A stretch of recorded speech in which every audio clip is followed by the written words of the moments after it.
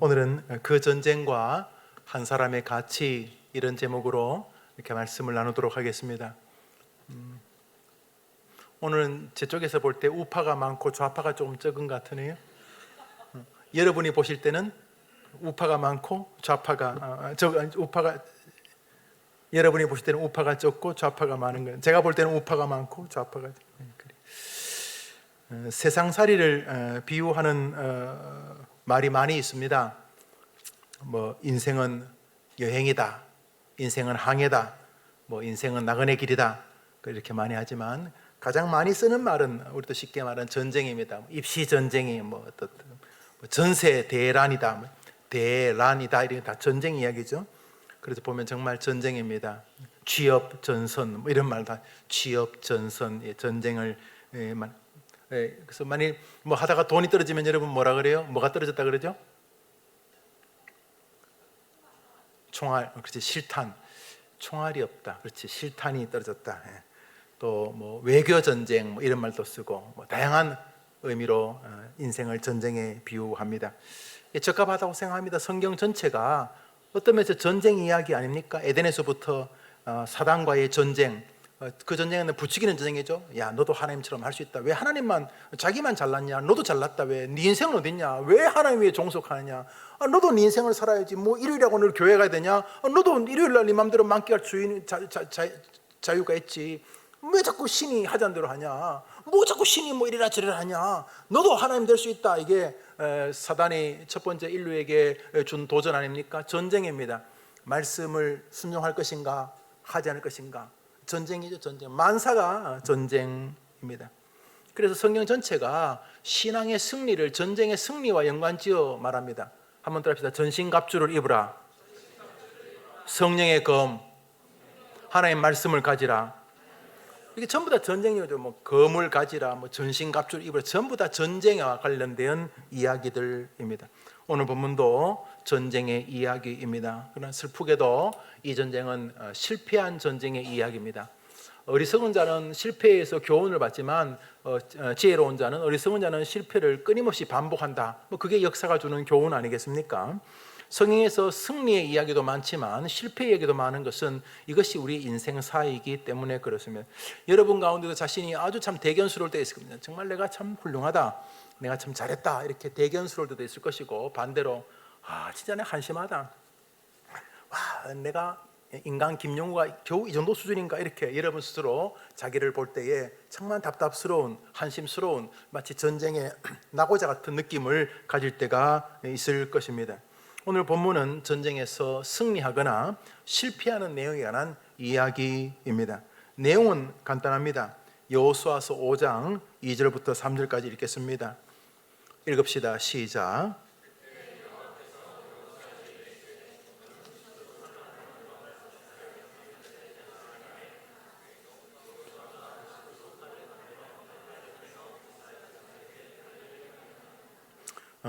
여리고 성을 앞에 둔 전쟁은 승리의 예고편이었습니다.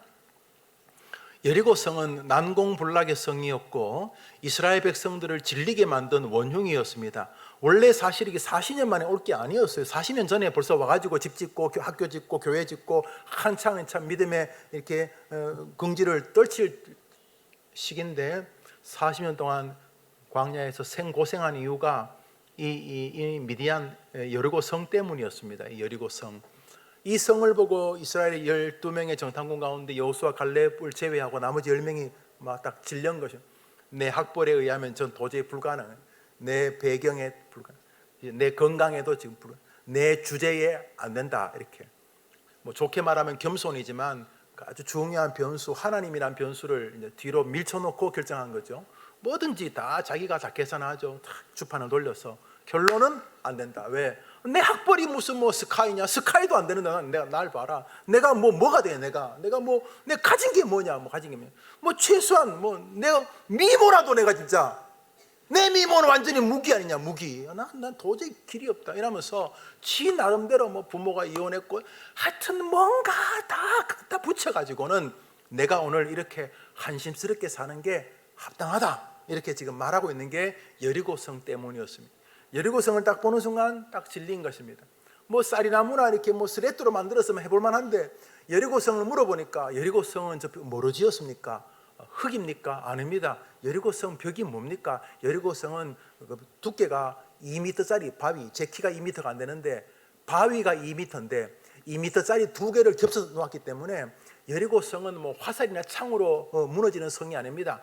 이 우리 성은 뭐 지은 지 몇십 년 만에 한 번도 무너진 적이 없습니다. 뭐 여리고성 밖에서 우리를 굶어 죽인다, 불가능. 여리고성 뒤에는 옥토, 가나안 옥토가 퍼져 있고 여리고성 안에만 우물이 8개가 있습니다. 불가능합니다. 그 말을 듣고 질린 것입니다. 자기가 봐도 이스라엘은 완전히 상거짓대입니다. 숫자는 200만 명이 되지만 어린애, 아줌마, 할머니, 뭐 전원자, 뭐 이제 막 출산한 그 산모, 완전히 오합지졸 200만 명을 가지고 여리고성을 이긴다는 건 불가능. 여리고성에서는 뭐 돌멩이 하나만 던져도 떨어지는 속도 때문에 대여섯 명이 죽을 것 같아요. 도저히 여리고성은 이길 수가 없다. 아니 올라갈 나무도 뭔가 해볼 만 해야지, 못 오를 나무 쳐다보지도 마라, 이런 결론에 도달한 거예요. 뭐 좋게 말하면 겸손인데, 말했듯이 이들의 가장 큰 문제는 변수, 상수, 하나님의 개입을 내버려 뒀어요. 그걸 무시한 거예요. 하나님이 암만 힘을 써도 여리고성은 불가능하다. 그때 여호수아와 갈렙 두 사람이 그러지 마라, 우리 하나님 믿자, 한번 우리 하나님 믿고 청춘을 한번 주님께 드려보자, 주일은 한번 예배하며 살아보자, 뭐 주일날 돈 벌고 해봐야 얼마나 벌겠나, 우리가 주일날 주님에게 승부수를 걸어보자, 이제 우리 결혼하는데 뭐 조그만 새방에서 원룸에 시작하는데 우리 한번 주님께 한번 승부를 걸어보자, 뭐 이래야 될 텐데, 그렇게 말했다고 죽을 뻔했어요. 희망회로 돌린다고, 뭐 요즘은 내피셜 그런 말 하더구만요. 괜히 지 혼자 지어낸다고. 이 사람아, 헛소리 좀 하지 마, 헛소리 좀. 신앙도 어느 정도 상식이 있어야지. 이 사람은 무턱대고 무슨 믿습니다, 헛소리하지 마라. 그래서 여호수아 갈렙이, 그래도 하나님이 우리에게 말씀하잖아, 우리에게 준다고, 너희에게 줄 땅이라고, 가자, 하나님이 준다고 안 했냐? 그랬다가 그냥 진짜 모세, 여호수아 갈렙이 돌에 맞아 죽을 뻔했습니다. 하나님이 천둥과 번개로 개입하지 않았으면 그날 죽었습니다. 하나님이 다 죽여버리려고 할 때 모세가 하나님 용서해달라고, 저 무지랭이 같은 인간 용서해달라고 할 때, 좋다, 내가 네 기도를 들어주긴 한데 못 들어가겠다고 하는 인간들은 내가 못 들어가게 하겠다. 광야에서 자연사, 뭐 뇌경색, 심근경색, 뭐 고혈압, 뭐 심장마비, 하여튼 간에 내가 다 광야에서 불신적으로 말한 인간들은 지 말대로 다 해주겠다. 그렇지만 여호수아 갈렙과 이 불평에 동참하지 않은 사람들, 어린애들, 지금 뱃속에 있으니까 동참을 못했어. 이제 2살, 3살밖에 안 돼가지고 뭐 다리 아픈 거밖에는 애들이 기억 못하고, 아이들은 이 뭐가 뭔지 모르겠어. 그 불평에 동참하지 않은 어린애들과 여호수아 갈렙만이 가나안 땅에 들어가게 됩니다. 40년 동안 광야에서 정말 죽을 고생한 것입니다. 뭐 하나님 안 믿는 건 아닌데 믿어도 이상하게 믿어버린 거죠. 그렇게 해서 세월이 흘러버렸습니다. 여호수아 갈렙을 비롯하여 이제 40년 만에 다시 그 여리고성 앞에 도착한 것입니다.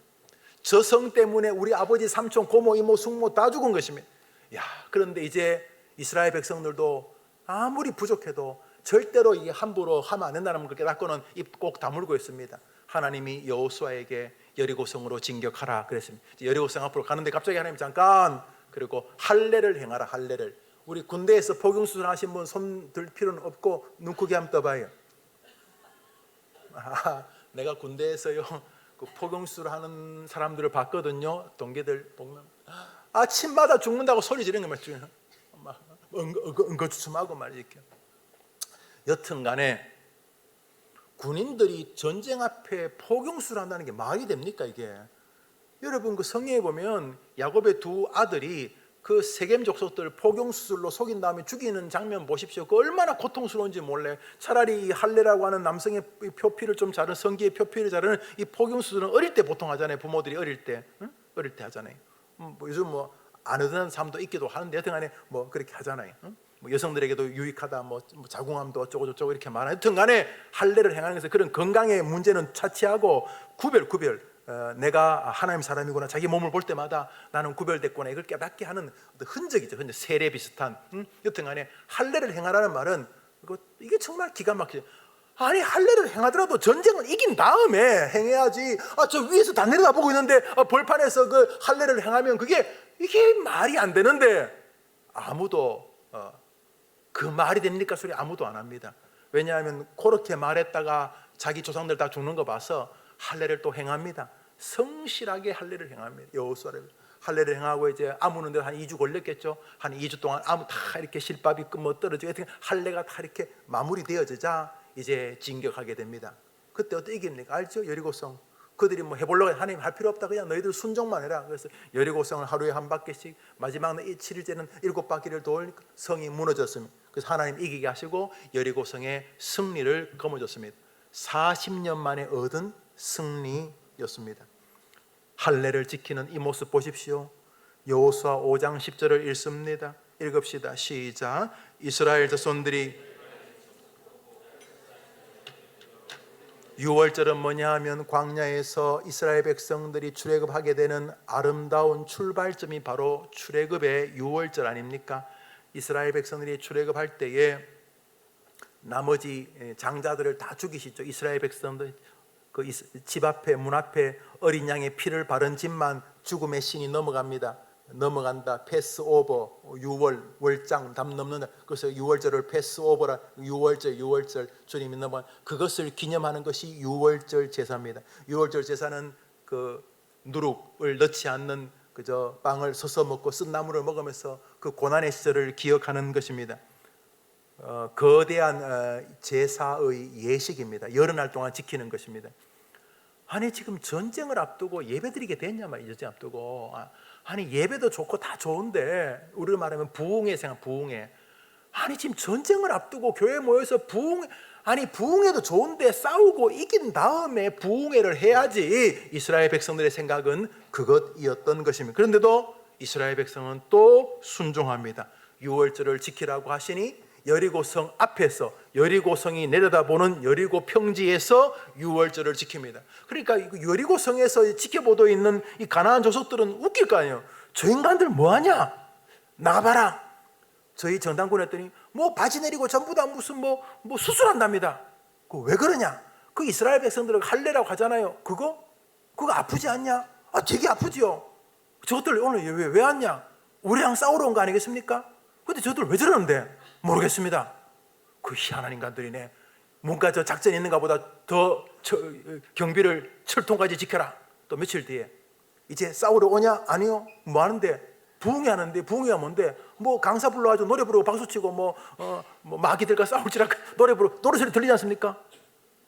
저게 주술이냐 주문이냐? 저것을 자기들은 예배라고 부른답니다. 저 왜 저러냐? 여리고성에서 지켜볼 때 도저히 전쟁에는 이해 안 되는 짓거리들을 하고 있는데 그 이유는 그들에게 하나님이 그렇게 말씀하셨기 때문입니다. 이제 모든 것이 정비되었습니다.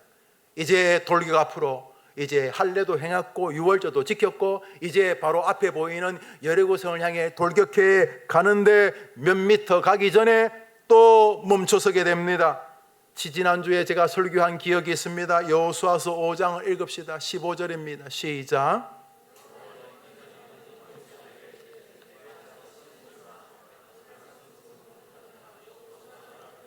저 성경 앞에 보면 저 여호와의 군대장관 아마 미카엘로 보이는데 미카엘이 칼을 들고 이렇게 서요. 칼을 뽑아 서 있습니다. 칼을 뽑아 서 있다는 것도 죽이겠다는 거 아닙니까? 아니 하라는 대로 다 했는데 할례 행했지. 유월절 지키라. 유월절 지켰지. 광야 기간 동안에도 그래도 나름대로 모세와 다르게 여호수아를 따르고 순종했지. 여호수아 입장에서도 자기도 하라는 대로 다 했으니까 이제 진격하면 되는데 갑자기 뭔가 하나 앞에 떡 서 있는 거예요. 뭐 평범하지 않은 사람이. 그래서 묻습니다. 당신은 우리 편이냐 적 편이냐? 그랬더니 저 사람이 아니다. 나는 네 편도 아니고 적 편도 아니고 나는 여호와 편이다. 나는 여호와의 군대 장관이다. 이렇게 딱 말합니다. 동문서답이죠. 당신 우리 편입니까? 적들 편입니까? 이렇게 물었을 때 그 군대 장관이 나는 네 편도 적 편도 아니다. 나는 여호와 편이다. 이 말을 딱 하는 순간 무언가 여호수아가 닥필이 옵니다. 무언가 잘못되었구나. 그 자리에 무릎을 꿇습니다. 그리고 여호와여 내게 무슨 말씀을 하시렵니까? 무슨 계획이 계십니까? 다시 여기 지난주 제가 설교했죠. 우리는 조금만 신앙적 열심이 있으면 그 정당성으로 자꾸 뻗으려고 합니다. 교사다 고마워죠. 교사가 오늘 죄인 아닙니까? 내가 신학 공부했다, 뭐 고맙지요. 신학 공부해서 목사 되었으니. 그러면 신학 공부했으니까 오늘도 하나님 앞에 당당합니까? 우리가 할례 행했다 그러면 또 교만해집니다. 뭐 5대째 예수 이러면 또 교만해져. 무슨 집사네, 뭐 장로네, 뭐 목사네 또 교만해집니다. 여호수아 생각에는 자기 생각에도 100점이야. 신앙 100점. 할례 행하라고 할례 행했지. 그 전쟁터에서 유월절 지켰지. 자긍심이 만땅이야. 그래서 만나는 사람마다 네 내 편이냐 적 편이냐 이 정당성으로 딱 말할 때 하나님이 칼 들고 죽여버리겠다는 거예요. 여호수아가 뭔가 잘못되었구나 하고 무릎을 꿇고 여호와여 내게 무슨 말씀을 하시려 하십니까? 이렇게 말할 때 여호수아에게 여호와께서 미카엘을 통해서 이렇게 말합니다. 너가 선 것은 거룩한 것이니 내 발에서 신을 벗으라. 아니 지금 전쟁하러 가는데 신발 벗으면 됩니까? 워커끈을 더 자매어야 되지, 더 꽁꽁 묶어야 되지. 이 말은 전쟁이 내가 신발을 신고 벚고에 달린 게 아니고 전쟁은 내가 잘난 뛰어다니고 그래 되는 게 아니라 어제까지 은혜를 주셔도 오늘 전쟁을 이기려면 또다시 겸손하게 하나님의 은혜가 필요합니다라는 신앙 고백이 여러분을 오늘 승리하게 하는 줄 믿으시기를 바랍니다. 많은 사람이 왕년의 신앙 가지고 어제 할례 받았다고 오늘만 뻗댑니다. 내가 말이지 신학 공부를 해서 담임 목사가 됐는데 이러면서 뻗댑니다. 고맙지요. 어제 왕년의 믿음이 좋았으면 너무 고마운 일입니다. 오늘은 말이죠. 오늘 어제까지 교회에서 여러분을 인정해서 좋은 믿음의 직책을 세웠습니다. 아주 고마운 일이죠. 어제 여러분이 그런 믿음을 가졌기에 아마 그 자리에 세워졌을 것입니다. 오늘은요, 결혼하면서 아름다운 마음으로 아내와 남편의 믿음을 출발했습니다. 여보, 우리 주님의 가정으로 세워갑시다. 우리 집이 주님의 교회가 되고 주님의 군대가 됩시다. 그렇게 출발했던 결혼 생활이 흘러가면서 오늘은요, 오늘은 어떻습니까? 여호수아가 모든 것을 만반히 다 갖추고 이제 나아가면 된다는 자긍심이 가득했을 때 하나님이 칼을 빼들고 죽여버리겠다. 여호수아가 말합니다. 네 내 편이냐 적 편이냐. 그때 하나님이 이 싸가지 없는 놈아, 나는 네 편도 아니고 적 편도 아니다. 나는 여호와 편이다. 이렇게 말하는 순간 여호수아가 정신을 차립니다.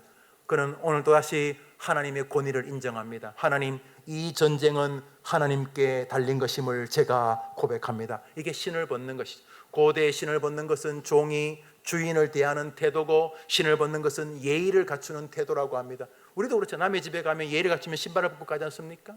그런 것처럼 어제의 승리가 오늘을 보장하지 않는다는 것을 기억하고 어제 주신 하나님의 승리를 기뻐하지만 오늘도 다시 하나님의 은혜가 필요하다고 고백하는 여러분 되기를 축복합니다. 자, 그렇게 되었을 때 여리고성에서 전쟁을 승리합니다. 히브리서가 그 장면을 기록합니다. 여러분, 전쟁은 여호수아 시대 했는데 히브리서에서 믿음장에서 이것을 이렇게 기억하는데 중요한 게 저기 여리고성이 어떻게 무너졌는지를 하나님은 여호수아 기자를 통해서 히브리서 기자를 통해서 말씀하시는 거죠. 11장 10절 30절을 읽습니다. 시작. 여리고성이 어떻게 무너졌다고요? 뭐 어떻게 무너졌다고요? 예, 돌아서 무너진 게 아니에요. 여리고성은 왜 무너졌어요? 믿음 때문에 무너진 거예요. 돌기도 하고 기도도 하고 리더도 하고 헬퍼도 하고 멘토도 하고 뭐 행정 담임 목사도 하고 뭐 다 하잖아. 다 좋은데 그 열심 때문에 세상의 원수들이 무너지는 게 아니고 오늘도 믿음 때문에 우리가 승리하는 줄 믿으시기를 바랍니다. 그러니까 믿음이 있는지를 계속 물어봐야 돼요. 내게 믿음이 있는지, 믿음을 대신한 레텔, 경험, 경륜 이런 거 가지고 버티고 있는 거 아닌지, 늘 날마다 everyday 내가 믿음이 있는지를 보아야 하는 것입니다. 성경은 정확히 우리에게 기록합니다. 여리고성이 무너진 것은 여호수아를 비롯한 하나님을 향한 그들의 믿음의 결과를 본 주님의 은총이었다. 자, 이렇게 여리고성이 무너졌습니다. 하나님은 여러분 앞에 있는 여리고성들이 그렇게 무너지기를 원하고 계시는 게, 연애 쉽습니까? 자매들 쉬워요? 대답이 없어. 형제들, 자매들과 연애하는 게 쉽습니까? 물론 뭐 감미로움이 있지만 이제 결혼 앞두고 있는 분 쉽습니까? 여러분 주변에 결혼한 선배들, 여러분의 부모님들, 형제들, 고모들, 이모들, 숙모들, 누나들 보면 결혼이 쉽습니까? 자녀 양육은 쉽습니까? 그렇게 조카 좋아하지요? 그렇죠? 뭐 결혼 안 한 이모 고모들이 자기 조카에게 뭐 엄청난 것을 사준다면서요. 별로 인기 없는 고모들, 숙모들, 이모들인데, 그런데 이모와 고모가 차이 되는데 애들은 고모를 더 좋아한다면서요. 왜냐하면 이모는 선물 주고 엄마처럼 잔소리하고 고모는 선물 주고 가만히 있는다 그러더라고요. 오, 서양에 그렇게 결혼하지 않은 올드 된 고모나 삼촌이 자기 조카에게 막 몇백만 원짜리 선물을 한다는 그런 단어가 있더라고요. 내가 기억 못 하겠어요. 혹시 알아요? 네, 뭘 알겠어요. 네. 그런데 자식을 여러분이 낳아봐요. 이게 어쩌다 보는 조카니까 재밌지.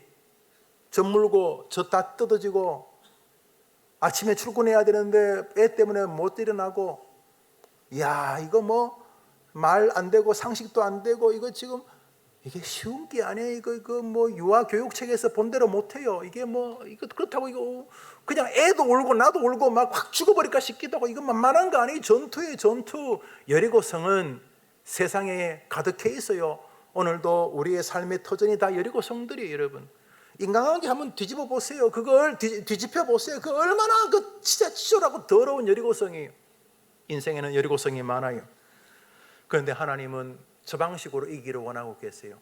그게 뭔지 모르면 다시 설교를 들어보시고 다시 성경 읽어보세요. 우리 하나님 안 바뀌기 때문에 모든 전쟁은 저렇게 이기기를 주님이 기대하고 계신 거예요. 이제 여리고성을 무너뜨렸어요. 정말로 신났을 거예요. 40년 만에 드디어 성취했으니까 즐거웠어요, 기뻤어요. 그러나 좀 슬픈 일이 기다리고 있었어요.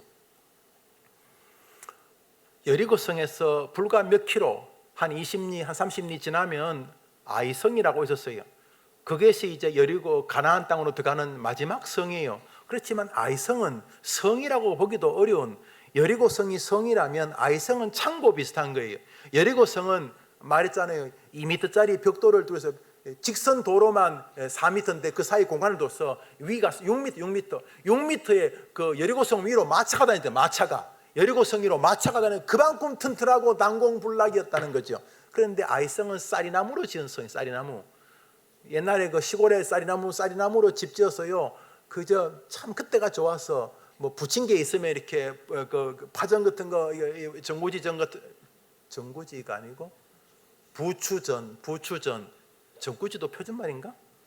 호남에서는 그걸 솔이라고 부르는데, 솔, 부추전 같은. 옛날에 시골에는요 대문이 뭐 담이 쌀이여가지고 탱자나무 같은 거래 갖고 이렇게, 아이고 오늘 뭐 맛있는 거 하는가 보다 냄새 난다. 안 그래도 2장 붙여왔어. 그래서 이제 뭐 대문 열 필요도 없어. 그냥 쌀이나무 발로 이렇게 차고 이렇게 넣으면 돼. 그냥 그게 대문이에요. 옛날에 대문. 아이성은 그게 담벼락이었어요. 그러니까 이스라엘 백성이 정탐을 하고 와갖고 여호수아에게 말합니다. 장군님, 그래 아이성은 어떠냐? 아이고 아이성은 다 끌어모아야 여리고성의 8분의 1도 안 됩니다. 8분의 1. 몇 명이나? 한 2만 명, 15,000명? 그런데 대부분 여자들이고 뭐 할머니 몇 명이고 뭐 앞에 그 부하들 몇 명만 뭐 보초를 서는데 성이요 쌀이나무입니다. 그랬습니다. 여호수아가 전쟁을 만만하게 보기 시작합니다. 우리 청년들 연애 만만하지 않아요. 형제들이 여러분에게 사랑하는 여러분 몸을 좋아할 수 있어요. 자매들 아무런 대책도 대안도 신실성도 미래도 없이 전쟁이, 여러분 연애가 전쟁이 아니라고요. 물론 연애의 즐거움이 있어요. 소프트하지요. 또 멜랑꼴레하고 하나님이 그 연애를 나쁘게 보지 않으실 거라고 믿어요. 그러나 전쟁인 것은 알아야 돼요. 자녀 기르는 거 전쟁이에요. 돈 쓰는 거, 돈 빌리는 거, 대출 받는 거 다 전쟁이에요, 여러분. 만만하게 보면 안 돼요, 여러분. 5대째 신앙이고 내가 뭐 목사고 웃긴 소리 하면 안 돼요. 전쟁이에요, 전쟁. 그런데 여호수아가 착각했어요. 어제 너무 크게 이긴 거야. 말이 안 되게 승리를 했거든. 자기 역량이 10인데 100만 명을 이긴 거야. 그러니까 이거 뭐 쌀이나무는 우습게 보이는 거죠. 자, 그 발단은 이렇게 됩니다. 전쟁을 이기고 나서 아이성을 정탐하고 옵니다. 이렇게 봅니다. 여호수아 7장 3절입니다. 시작.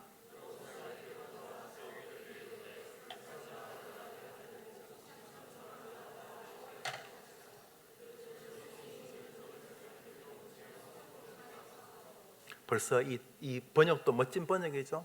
장군 하나가 와서 아마 별 2개쯤 되나요? 여호수아한테 장군, 그래, 이 소장 잘 다녀오셨는가? 박 소장 잘 다녀오셨는가? 그래, 어떠신가?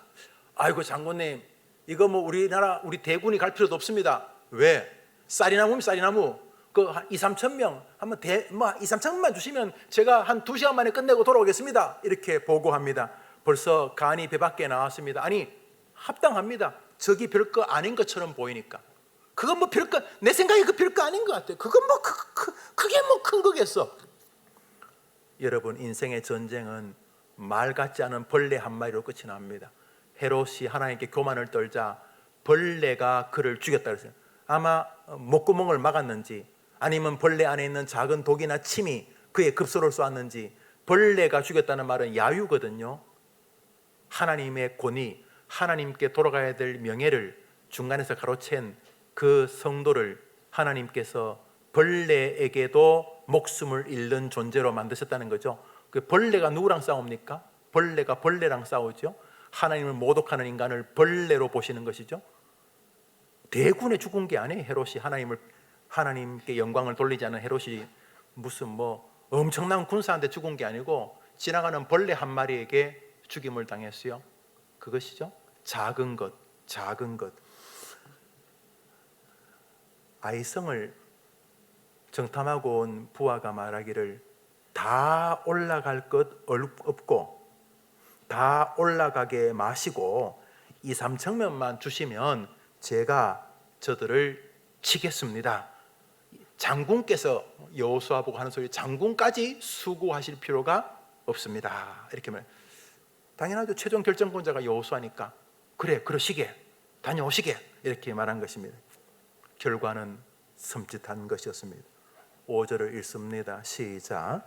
이 사람이 그들의 36인쯤 죽이고 성문 앞에서부터 스바림까지 쫓아가서 내려가는 빛에 쳤으므로 백성의 마음이 녹아.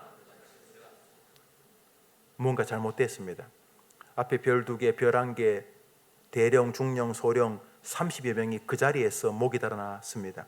뿐만 아니라 분명히 아이성의 군인들은 여군들이 대다수고 아줌마들이고 임신부, 그 다음에 할머니, 할아버지, 적들은 도저히 볼 때 자기들보다 더 오합지졸인데 그들이 이스라엘 백성들을 도륙했습니다. 모두가 다 도망가게 되고 백성들의 마음이 녹아버렸다. 그냥 절망, 이 말은 기가 죽었다, 공포에 압도되었다 이런 뜻이거든요. 간이 사라져버렸어. 심령이 그냥 두려워가지고 없어졌다 이런 의미입니다. 교만입니다. 한번 따라합시다. 교만이 인생 패배의 첫 원인이다. 여러분 해봐요. 시작. 잠언서 16장 18절에 읽습니다. 시작. 저는 여러분이 주의를 함부로 대하는 것은 여러분의 편이나 게으름이 시조라고 생각하지 않습니다. 성경에 의하면 교만입니다. 목사님 늦잠을 잤어요. 충분히 그럴 수 있어요. 그런데 그 배후에 주일날 하나님께 예배하지 않아도 하나님께 은혜를 받을 수 있는 그런 이상한 확신이거나, 예배를 드리지 않아도 하나님이 기뻐해 주실 것이라는 이상한 생각이거나, 심지어 예배를 드리지 않아도 내가 한 주간을 사는데 아무런 이견이 없을 것이라는 것은, 그것은 믿음이 아니고 교만인 것이죠. 그렇지 않습니까? 여러분이 여러분의 부모님에게 함부로 말하는 것도 친밀함의 결과는 아닙니다. 그것은 내 부모를 공경하라, 그리하면 내가 준 땅에서 내 생명이 길리라, 이것이 약속 있는 첫 계명이라는 하나님의 말씀을 바른 것이죠. 기질의 문제도 아니고 부모와의 친밀감의 문제도 아닙니다. 교만인 거죠. 교만은 언제나 망하는 사람의 시작이다, 그 말입니다. 한 번 더 읽습니다. 시작. 교만은 잠언 18장을 읽습니다. 18장입니다. 18장 12절입니다. 시작.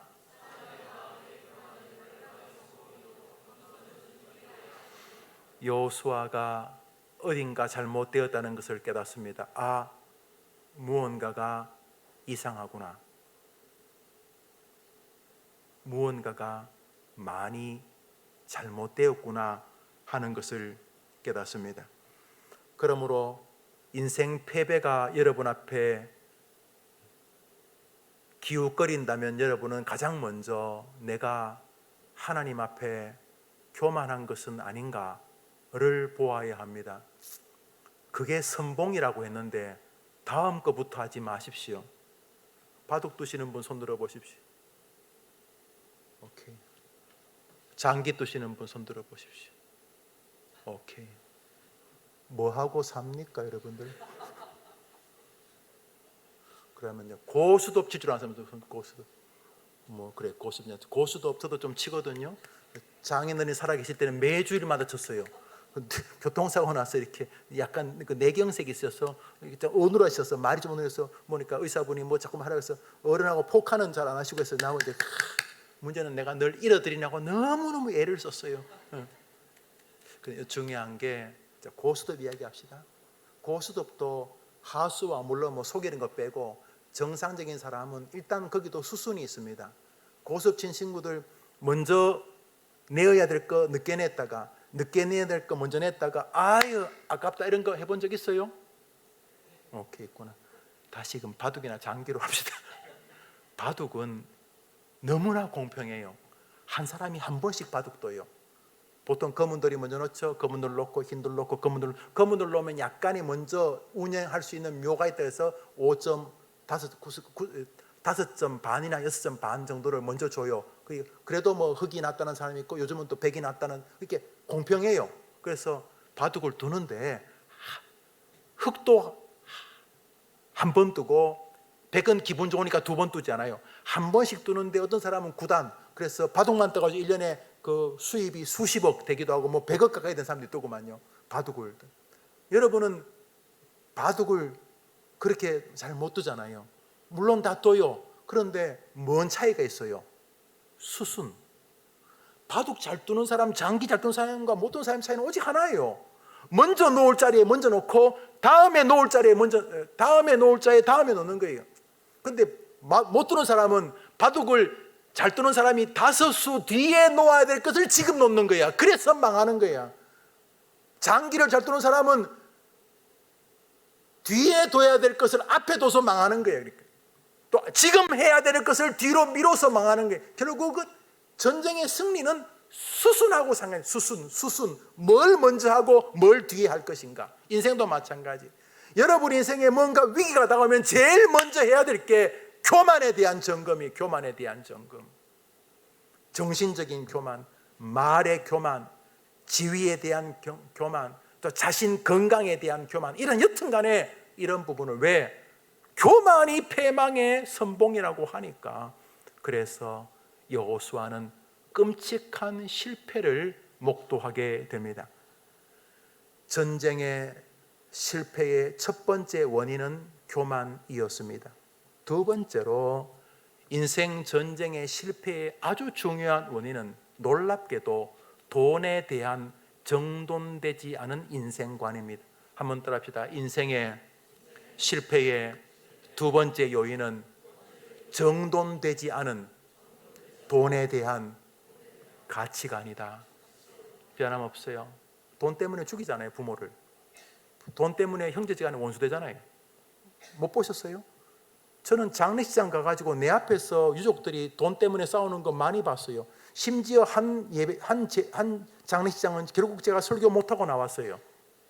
거기 며느리가 목사님 좀 다음에 오셔야 되겠다. 그래서 제가 그냥 왔어요. 돈 무서워요? 돈 신이에요, 신. 인간관계를 엉망으로 만들어요. 한 사람의 생애를 쑥대밭으로 만들어요. 돈 힘이 있어요. 인생의 실패의 두 번째 중요한 원인은 돈에 대한 정돈되지 않은 가치관과 상관이 있어요. 마가복음에서 예수님 말씀하셨어요. 마가복음 읽습니다. 읽읍시다. 시작.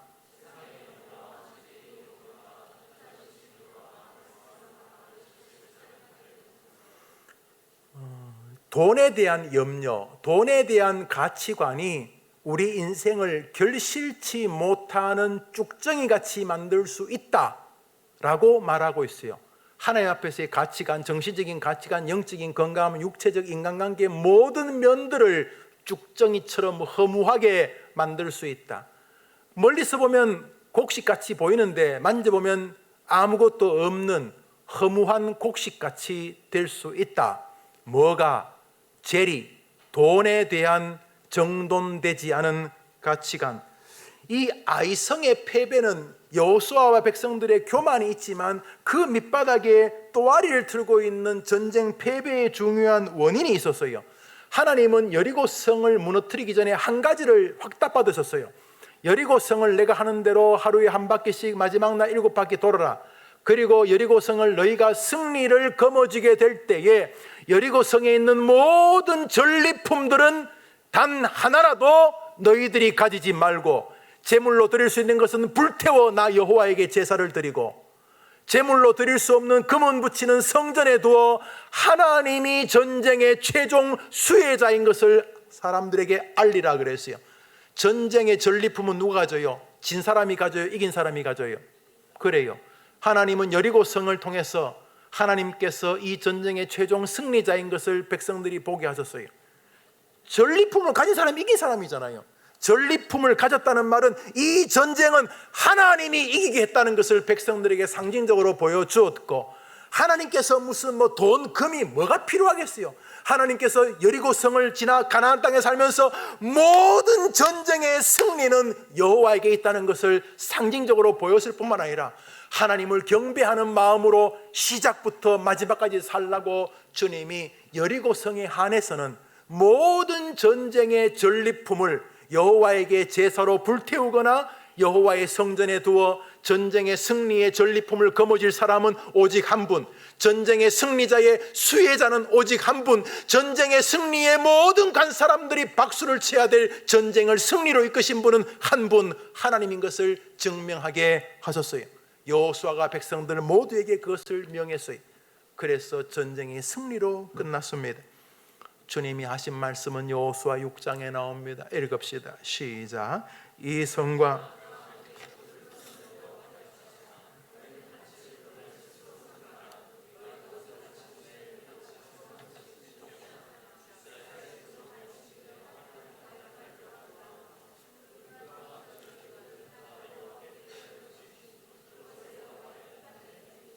하나님은 여리고 성, 가나안 도성의 첫 정복하는 성에서 확실히 자신의 소유권을 주장하고 싶어 하셨습니다. 이거 멋진 거죠.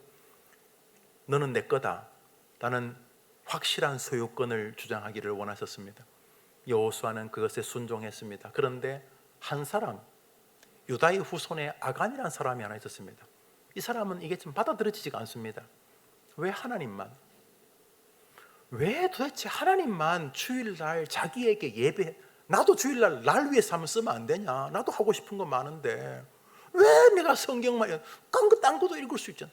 내가 말마다 기도해야 되냐? 나도 안 하고 싶을 수도 있지. 나도 나한테 빌 수 있는 거지. 내가 말로 전도를 해야 돼. 나도 안 할 수 있는 거지. 뭐 하나님이라고 지시하면 내가 다 순종해야 돼? 아간이라는 사람이 그랬습니다. 그러나 겉으로 드러나게 할 수는 없었어요. 이스라엘 공동체에서 명색이 목사인데 그럴 수 있겠어요. 속은 안 그래도. 그러니까 겉으로는 하나님 섬기는 것처럼 하고 자기 텐트 밑에 땅을 파가지고 몇 가지 좋은 것들을 이렇게 딱 이렇게 묻어뒀습니다. 이렇게 그걸 뭐라 그러죠?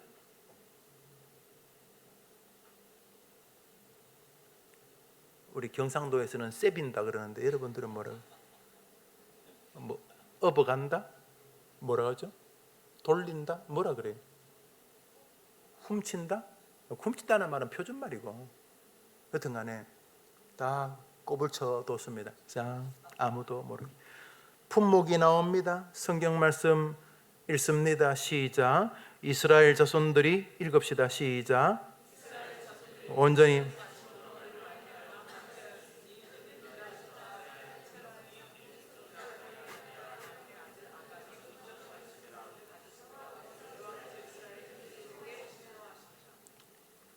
저는 이 여호수아서 7장 1장을 보면서 하나님의 그 블랙 조크를 봅니다.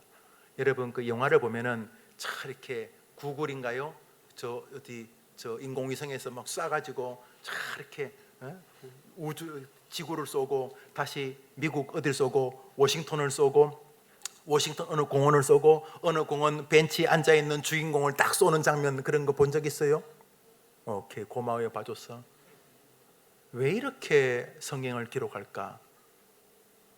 주님이 돋보기처럼 우리가 아간에게 집중하기를 원하시는 것입니다. 유다 지파, 세라의 증손, 삽디의 손자, 갈미의 아들 아간, 이 집 몇 대를 이야기합니다. 그냥 아간 그러면 되는데 하나님은 우리에게 내가 이놈을 얼마나 미워하는지 보라고 우리에게 만왕경을 현미경으로 바꾸시는 것입니다. 따져볼까요? 유다 지파, 세라의 증손, 이 증손이요, 증손, 삽디의 손자, 갈미의 아들 아간. 사족이 길어 보이지 않습니까? 여기 이글거리는 진노가 있는 것입니다. 하나님 거 떼먹지 마십시오. 첫째로 시간. 주일은 여러분 거 아니에요. 누가 여러분 마음대로 주일을 쓰게 했어요? 여러분에게 무슨 권리가 있다고?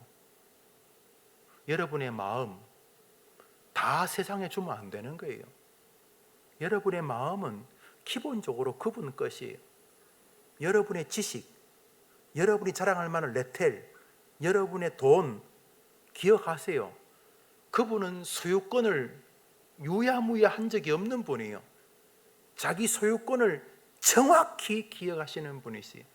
하나님이 아간을 향한 분노를 거두지 않으셨습니다.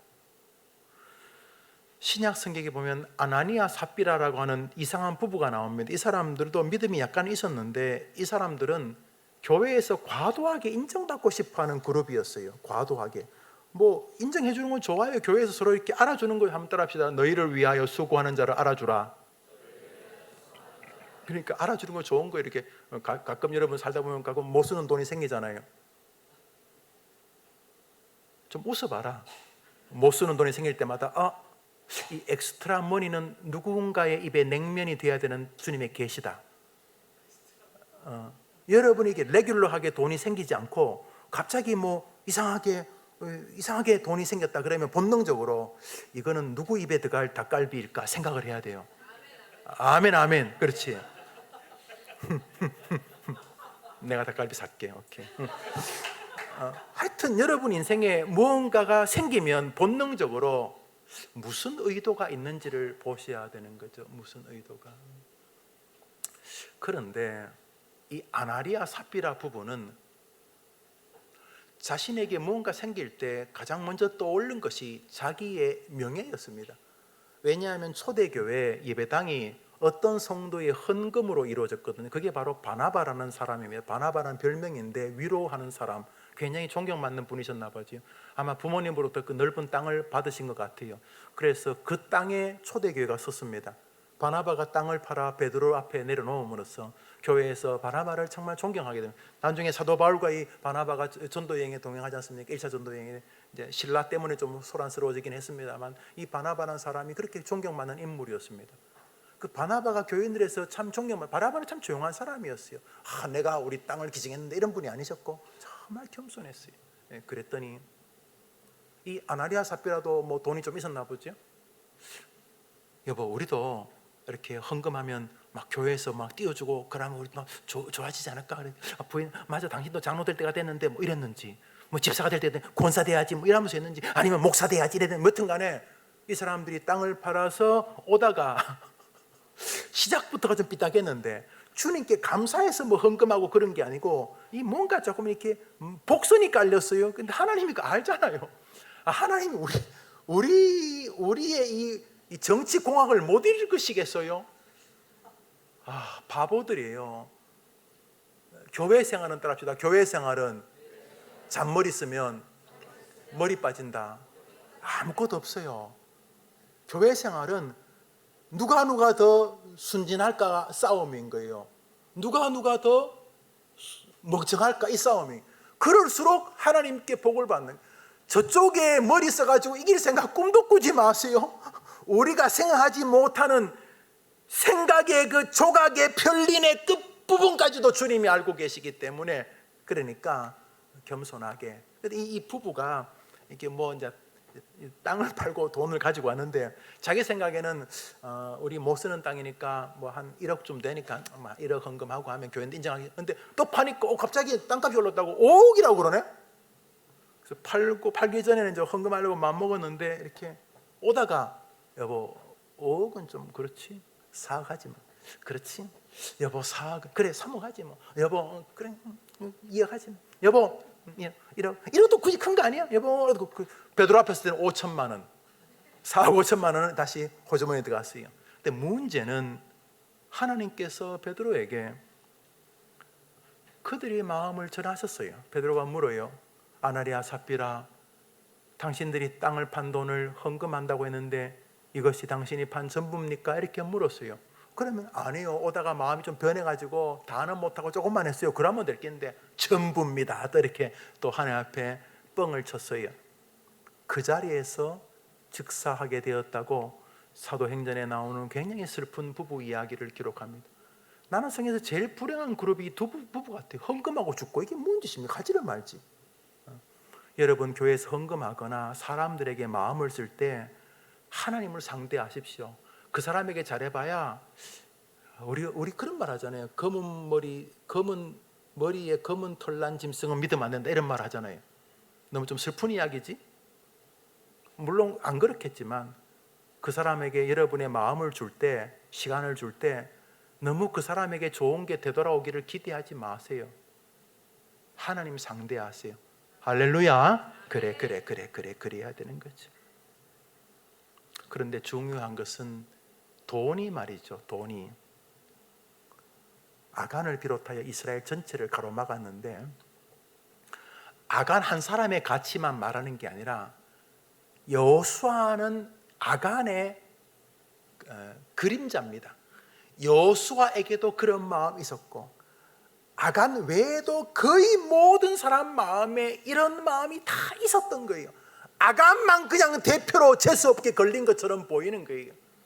하나님께서 한 사람을 소중히 여기시는 건 틀림없지만은 이 물질이라고 하는 것이 하나님이 주실 축복을 가로채거나 가로막는 슬픈 결과를 가져와요.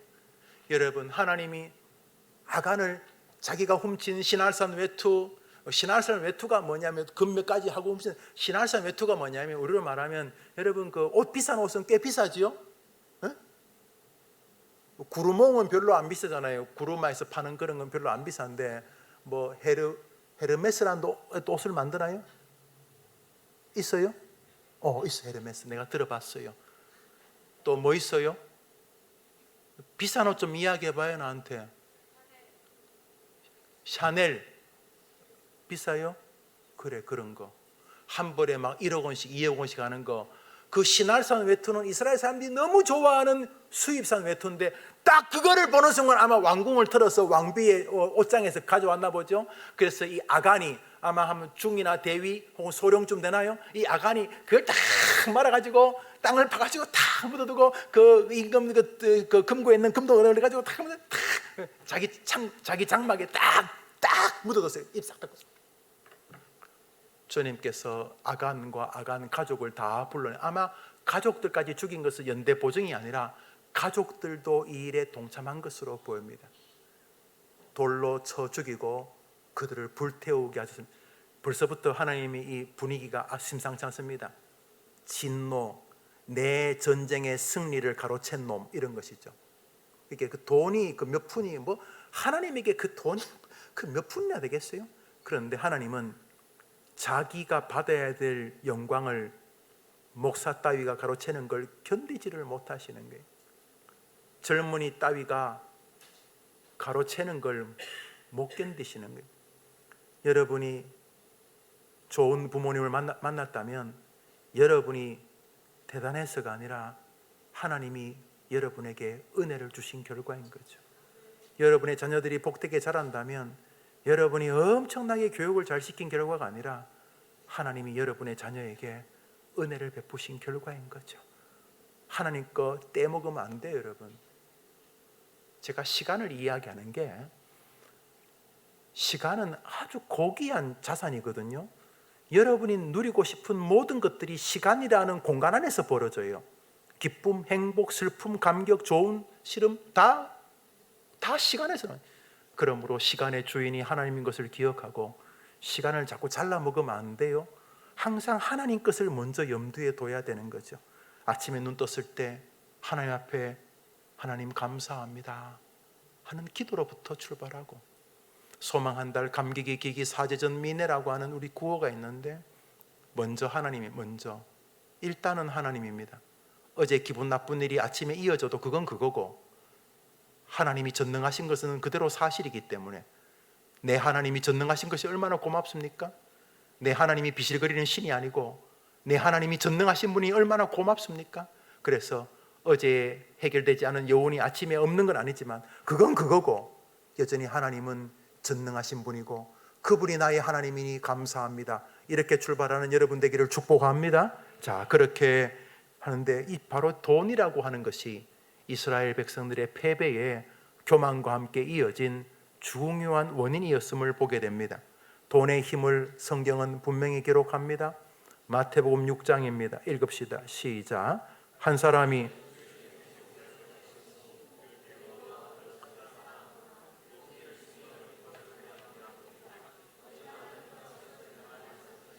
여러분, 하나님하고 같이 말이 됩니까? 하나님과 재물을 겸하여 섬기지 못하니라. 이 재물, 돈에 대한 사랑이요, 하나님을 향한 사랑과 거의 비등할 만한 수준이라는 걸 주님이 아십니다. 여러분이 뭐 돈 아무렇지 않게 대한 것 거짓말이거나 위선이거나 성실하지 않은 거예요. 돈은 가치롭게 쓸 수 있도록 주님이 주신 것이죠. 그러나 돈의 기능이 우리에게 긍정적이지 않으면 놀랍도록 하나님 자리까지 우리가 그를 숭배할 수 있다고 성경은 말합니다. 보십시오. 하나님과 마귀 이렇게 말하지 않고, 하나님과 역사 이렇게 말하지, 하나님과 우주 이렇게 말하지도 않고, 하나님과 재물, 돈을 겸하여 섬기지 못한다고 함으로써 이 돈이라고 하는 것이 우리 인간에게 하나님적 지위를 가지고 있다는 것을 보게 됩니다. 맞아요. 돈은 신입니다. 말했잖아요. 요즘은 좀 덜하나요? 한동안은 존속살인, 폐륜 범죄가 많았죠. 아버지 죽이고 형제를 죽입니다. 남편을 죽이고 아내를 죽입니다. 돈 때문입니다. 돈은 무서운 힘을 가지고 있습니다. 성경이 말하고 있지 않습니까? 하나님과 재물을 섬길 수 있을 만큼 재물의 힘은 강하다는 것입니다. 오늘도 얼마나 많은 사람이 돈 때문에 가정이 붕괴되고 가족 사이가 이격이 벌어집니까? 돈 때문에 교회 생활이 쓰레기처럼 변하는 거 얼마나 우리 주변에서 쉽게 보고 있습니까? 돈은 인생을 패배로 만들 수 있는 정돈되어야 될 가치관이라는 것을 보게 됩니다. 정리해 볼까요? 인생의 패배는 교만과 상관이 있다. 인생 전쟁의 패배에는 그것이 어떤 전쟁이든 간에, 두 번째 인생 전쟁의 패배에는 돈과 상관이 있다. 분명히 더 하나님이 기뻐할 직업이 있는데 돈 때문에 잘못된 직업을 선택할 여지가 여러분에게 있습니다. 정말로 멋진 사람인데 돈 때문에 판단을 잘못한 출발이 되는 가정이 있을 수 있다는 것입니다. 돈 때문에 믿음 생활이 정돈될 수 있는데 그 몇 푼 돈 때문에 교회 생활이 엉망이 될 수 있다는 것입니다. 성경에 의하면 모든 전투는 교만과 돈과 일정한 상관이 있다는 이 말씀을 여러분이 넘겨들어서는 안 되는 것입니다. 그러므로 여러분들은 하나님의 백성의 길에 계속 서 있어야 하는 것입니다. 시편 33편을 읽습니다. 시작.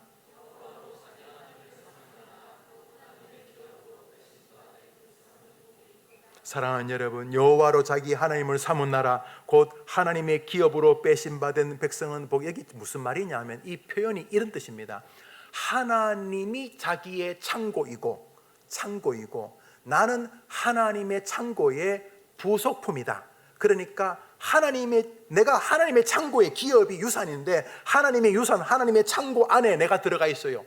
옆에도 하나님의 금은보화가 있고 옆에도 하나님의 부귀영화가 있고 옆에도 하나님의 능력이 있고, 이 사람은 부족하면 늘 그 하나님의 창고에서 충만히 채웁니다. 이 사람은 다른 게 안 부럽습니다. 다른 것들은 하나님의 창고에 비하면 쓰레기이기 때문에, 그래서 늘 하나님 곁에서 하나님의 부유함으로 자기 인생의 길을 걸어가는 사람, 다시 말해 재물이 자신의 영광의 창고가 아니라 하나님의 기업으로 사는 사람이 인생의 복된 하나님의 백성이라는 것입니다. 하나님으로 자기 기업을 삼게 되기를 축복합니다. 여러분이 하나님의 기업이 되고 하나님이 여러분의 기업이 되기를 주의 이름으로 축원합니다. 축원합니다. 하나님이 여러분의 지갑이 되기를 축원합니다. 다시 읽습니다. 시작.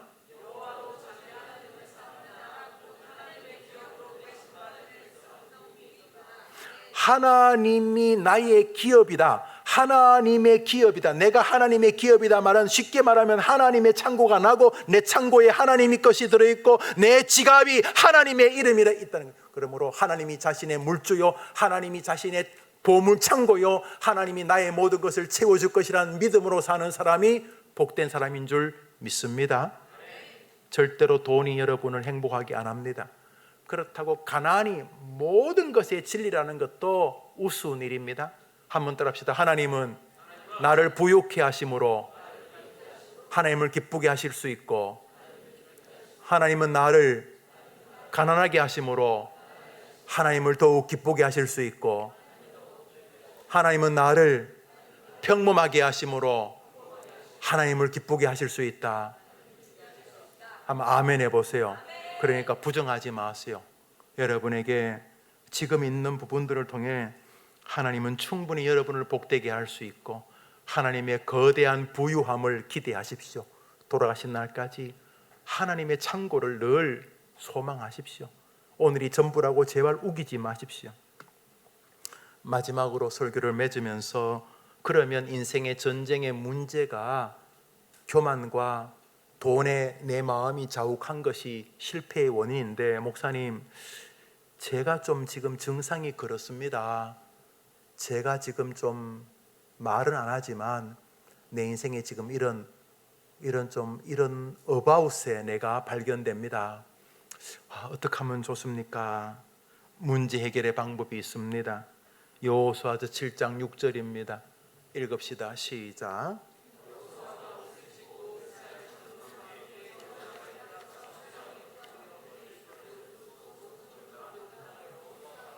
먼저 하나님께 와서 옷을 찢는 것 같은 참회를 고백하는 것입니다. 한번 따라합시다. 하나님, 제가 교만했습니다. 하나님, 제가 어리석었습니다. 하나님이 도와주옵소서 라고 하는 진정한 참회가 있다면 여러분에게 다시 전쟁의 승리의 꽃이 피게 될 것입니다.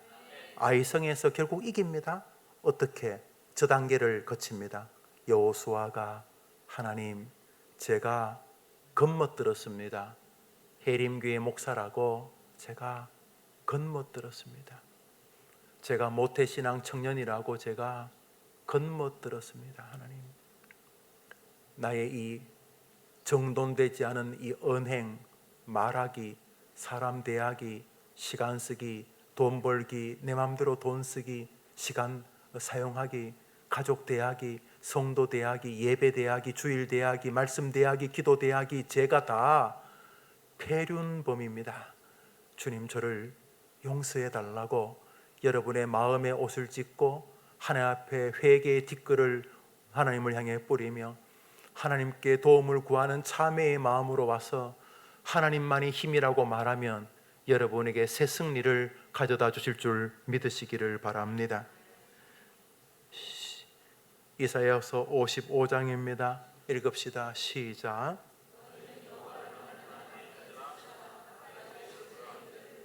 하나님께서 여러분을 부르시지 않습니까? 해림교회 성도들아, 청년들아, 나 너 아직 포기할 마음 없다. 지금 그 만남에서 참혹한 실패를 겪고 있냐? 그 만남에서, 그 자리에서, 그 시간에서, 그 돈벌이에서, 그 관계에서 혹시 교만해서 출발한 거니? 나는 괜찮아, 나는 할 수 있어, 그런 거니? 성경은 불신자와의 결혼을 아주 엄하게 경고하는데 나는 어디서 근거한 용기를 가지고 그렇게 만남을 이어가고 있지? 충분히 내가 그 사람을 회개시키고 회심시킬 수 있다는 자신감은 믿음인가? 교만인가? 돌아보시면 복되지 않겠습니까? 나의 돈 벌기부터 시작해서 나는 왜 돈을 안 벌고 하루 종일 한탕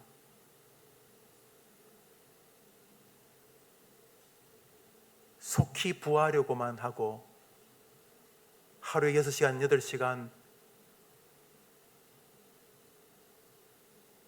아르바이트 일용직 하다못해 어느 편의점에서라도 일한다면 충분히 나와 내 주변의 사람들을 사랑으로 돌보고 또 미래를 준비할 계획을 공부할 시간을 볼 수 있을 텐데 나는 게으른 것 아닌가? 내가 지금 이 게으름은 믿음인가? 교만인가?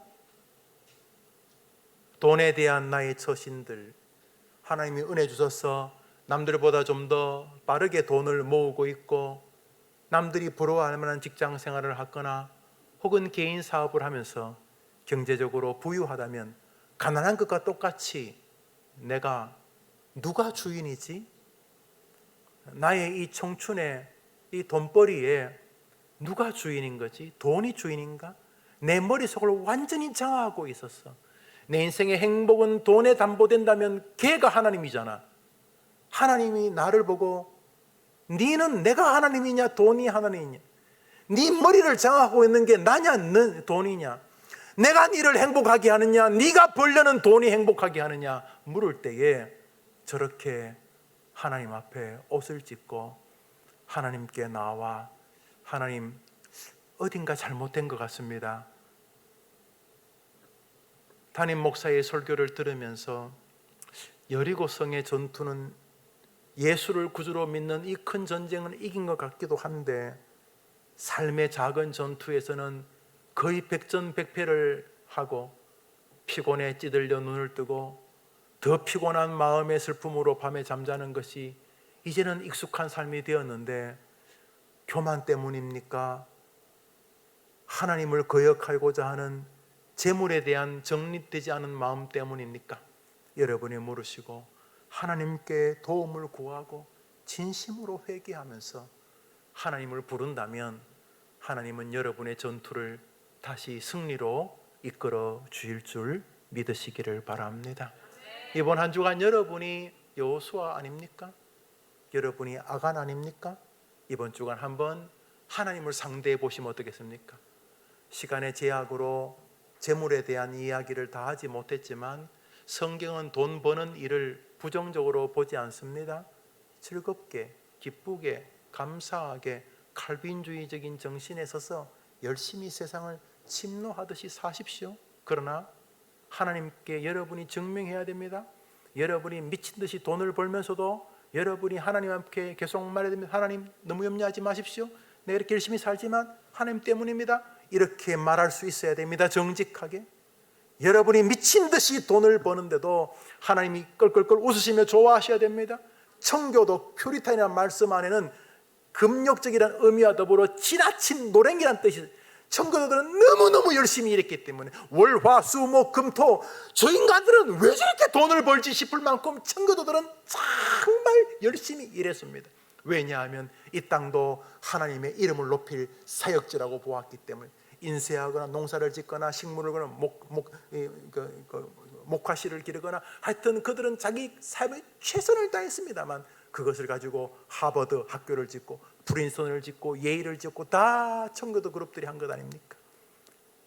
브라운 대학도 마찬가지고 하버드 대학도 청교도 하버드가 지은 거 아닙니까?